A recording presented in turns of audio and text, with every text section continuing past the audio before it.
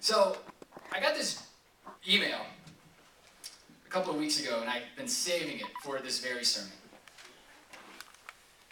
I got an email, it's a forward from a member of the congregation. I won't tell you who.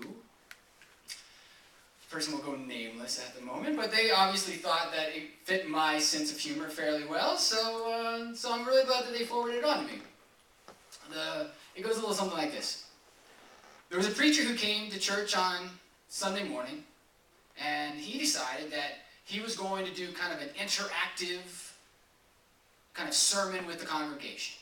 They were going to do kind of a word association, if you will.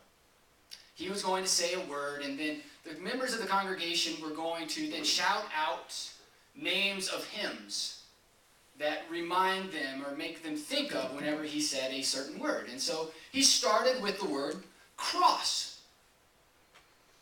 And there was kind of a silence over the congregation, and then finally someone kind of very gingerly and tentatively started to sing, "On a hill far away stood an old rugged cross." And the pastor was like, "Exactly." And then he said, "Grace." And the congregation, starting to pick up a little bit of steam, started to sing, "Amazing grace, how sweet the sound." And then he did another word, and another word, and another word. And the congregation started singing first the lines of hymns. And then he said the word sex. And there was a hush over the congregation because no one really knew what to say. And then in the very, very back, a woman who had been in that church since her infancy, and now she was in her late 80s, stood up with the help of the pew in front of her, and from the top of her lungs started to sing, "Precious memories." I love that story. I just love that story so much. It makes all the forwarded emails I've ever gotten in my life that I've just deleted so perfect and wonderful, and it just makes it all worth it, getting those forwarded emails. And I want to thank whoever you are, and you know who you are, for sending it to me. But honestly, the point of today's sermon is not about forwarding emails. It's not really even about sex, or sex in the church or not in the church, or how uncomfortable the church is about the idea of sex. Really, no, this sermon is about how Protestants, which all of us are, even those of us who grew up in other traditions, non-Protestant traditions, how we have a problem not with sex per se, but with the idea of pleasure. We do not like the idea that we can actually feel good about something, whether that is a spiritual or emotional or physical pleasure. And it's really not even about the fact that we are uncomfortable about spiritual or emotional or physical pleasure. It's really about that it needs to be done, pleasure needs to be done in a tasteful and acceptable way. I'll give you the example of my grandmother. I have a very, very close relationship with my grandmother on my mother's side. My mom and dad lived right next door to my grandmother, and when I was in seminary in Fort Worth, my grandmother lived in Dallas, and every once in a while after church on Sunday morning, I would take my grandmother out to Luby's. Oh, no Luby fans. All right, that's cool. Take her out to Luby's because they had good slaw. And so I would go, and my grandmother, she worked part-time at a used bookstore so that she could be able to get and build up free credit to get free books. And she always had kind of a reusable grocery bag full of books. But if you rifled through those books, you would see that they were practically softcore porn. And so I asked my grandmother, I was like, "Grandma," we called her Ba. I was like, "Ba, why don't you just go buy a Playgirl?" And she looked so indignant at me. She was appalled that I would even suggest such a thing. She said, "Daryl?" She actually said Daryl Wade, because when I'm in trouble, they use my middle name. "Daryl Wade, I don't look at those type of magazines. I read smut. And there's a difference. And then she curled up in her chair and pulled out one of her Civil War novels, which had a half-naked man on the cover of it, with his hair flowing and Atlanta burning in the background. So it's not about pleasure. It's that pleasure needs to be done in an acceptable type of way. So that is why I am so glad that we have the Song of Songs in our Bible. Because what could be more acceptable than Holy Writ? The Song of Songs is not boring. It is not pedestrian. It is not stale. The book of the Song of Songs gives us holy credence that it is okay to feel pleasure. And thanks be to God for it. Pleasure, whether it's physical, spiritual, or emotional pleasure, should not be disregarded or we should not be made to feel shame or guilt for feeling it. Instead, we need to be like the woman in the story, where we stand up and we sing out at the top of our lungs. And according to the Song of Songs, pleasure is all-encompassing. Now, it is such a Protestant thing to do, to even talk about pleasure as separate entities, as spiritual or emotional or physical pleasure. That's such a Protestant thing to do. The good news of the Song of Songs is that physical pleasure is emotional pleasure, and emotional pleasure is spiritual pleasure, and when we feel spiritual pleasure, we should feel it in our bodies. The body, the soul, the spirit, the mind is all one. And it is all about experiencing pleasure as a whole human being. Because we, as Protestants, have for too long talked about the duality of flesh, which, as you can imagine, is bad, and spirit, which you can probably guess is good.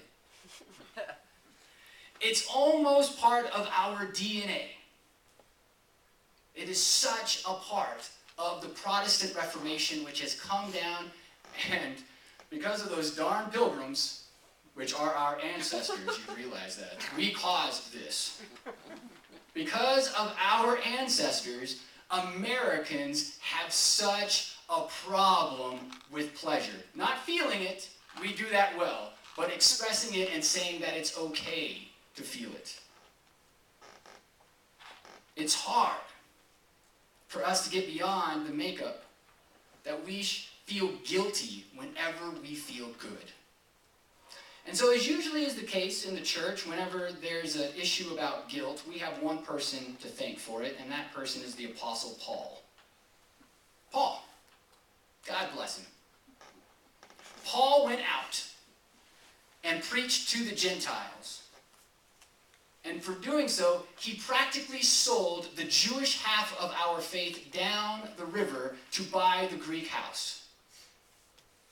He used the language of Greek philosophy to speak to the Gentiles. And they ate it up because that was their language. And it got into our Bible, into our New Testament. And his letters to the Gentiles talk about this duality of the human being. That there is the fleshy part and the spiritual part. That's all Greek. Literally, that's Greek to us.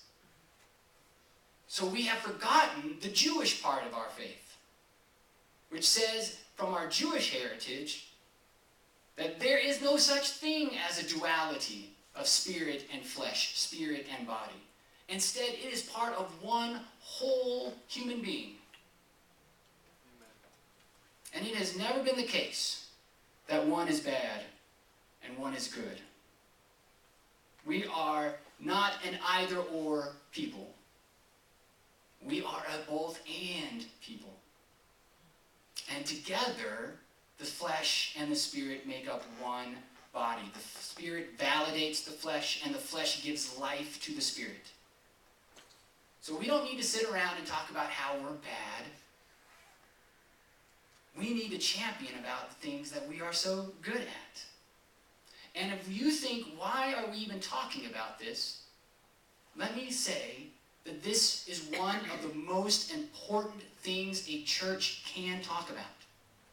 Because if we do not get around the idea that pleasure is good and start to own it, we will never be able to talk to our children about what a healthy sexual relationship of mutuality and respect looks like.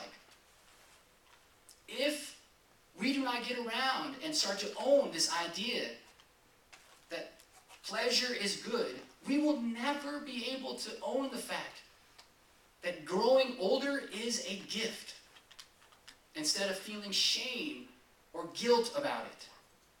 If we do not get on board with this idea that pleasure is good, we will never start to own that physical touch actually has healing elements to it. If we do not get on board with this idea that pleasure is good, we will never get a handle on how our culture on one hand says that you need to be thin, and then on the other hand, on the other side of the culture, just pushes horrible, awful food down our throats. If we do not get on board with feeling pleasure is good, we will always have these ridiculous public debates about contraception in our country. And if we do not get on board that pleasure is good, then we will never win the debate inside the church that gay and lesbian, bisexual, and transgender people deserve equal rights. Because how can we come to the defense of the homosexual when we have problems with sexuality in general? It is also one of the reasons, the fact that we feel bad about pleasure, that women have taken it on the chin for 2,000 years within the church. I'll give you a personal example. When I was at TCU, my roommate worked in the campus ministry office there at TCU. And there was one of the campus ministers who was a part-time minister there who came from an evangelical Pentecostal background. And whenever we would do ecumenical services like National Week of Prayer, or Martin Luther King, or Thanksgiving, or something, he always opted out of participating in these community events. He always said that he refused to participate and lead and be a part of these services because he couldn't worship in a space with other Christian traditions that allowed women to speak. It was such a taboo for him that in his church, the idea of women speaking was not just disallowed, it was naughty. And it brought him shame. Physical shame. He just couldn't do it. Women represented what was fleshy and sexual and bad. And therefore, he could not be on stage with them. The Song of Songs reminds us to get over that. Pleasure, flesh, spirit, and emotional pleasure is good. I'll close with this great story. The Song of Songs reminds us that we need to learn what mutual relationship through pleasurable experiences mean to being a human being. In the Song of Songs, one partner speaks, and then the other responds, and then the other's partner speaks, and the other responds in a mutual and respectful way. It's almost like they're doing a dance together. And so we need to be reminded that we need to dance too. As the man and the woman in the song don't get caught up in gender roles, but instead about reliving and enhancing the other person in the story. It's amazing what dancing together can do for people. My mentor, Ed, in Dallas, told me the very best thing that he and his spouse, Chris, did when they were having a very tough time in their marriage was take dance lessons together. He swears that the 8 weeks that he and Chris went to dance lessons, it was the best thing that ever happened to his relationship and his marriage. They learned how the other one moved. They learned the rhythm of the other's body. They experienced physical closeness as never before. And they learned to anticipate the other's moves and being willing to move with them. It was a spiritual awakening and an emotional solve for the problems that were going on in their relationship. And so now when couples come to him for couples counseling, the first thing he asks them, you ever tried dance lessons? We are asked in this book, this holy book, that the acceptable way to have pleasure is to dance. So let us not be ashamed, but let us enjoy all the pleasurable ways that we dance through the world. The spiritual dances, the emotional dances, and oh yes, the physical pleasures of the dance. Amen.